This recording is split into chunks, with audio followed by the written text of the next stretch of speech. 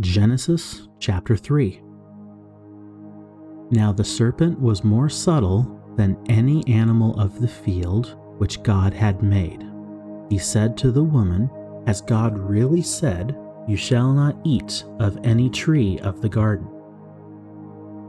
The woman said to the serpent, "We may eat fruit from the trees of the garden, but not the fruit of the tree which is in the middle of the garden. God had said, 'You shall not eat of it, you shall not touch of it, lest you die.'" The serpent said to the woman, "You won't really die. For God knows that in the day you eat it, your eyes will be opened, and you will be like God, knowing good and evil."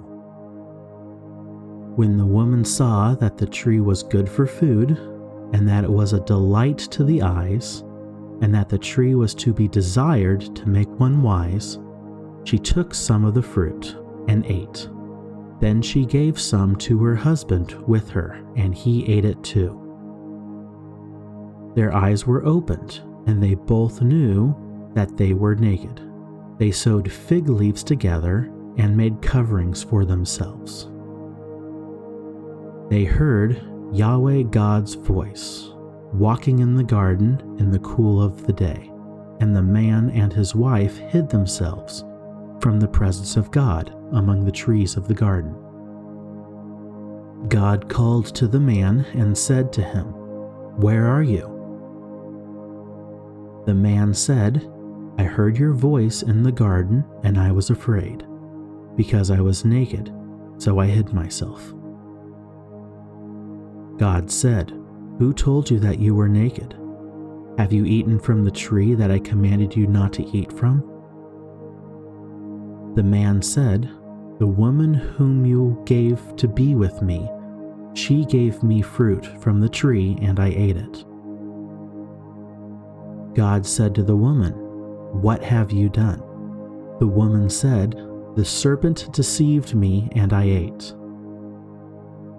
God said to the serpent, "Because you have done this, you are cursed above all livestock, and above every animal of the field. You shall go on your belly, and you shall eat dust all the days of your life. I will put hostility between you and the woman, and between your offspring and her offspring. He will bruise your head, and you will bruise his heel." To the woman he said, "I will greatly multiply your pain in childbirth. You will bear children in pain. Your desire will be for your husband, and he will rule over you." To Adam he said, "Because you have listened to your wife's voice, and have eaten from the tree, about which I commanded you, saying, 'You shall not eat of it,' the ground is cursed for your sake. You will eat from it with much labor all the days of your life. It will yield thorns and thistles to you, and you will eat the herb of the field. You will eat bread by the sweat of your face until you return to the ground, for you were taken out of it. For you are dust, and you shall return to dust." The man called his wife Eve because she would be the mother of all the living.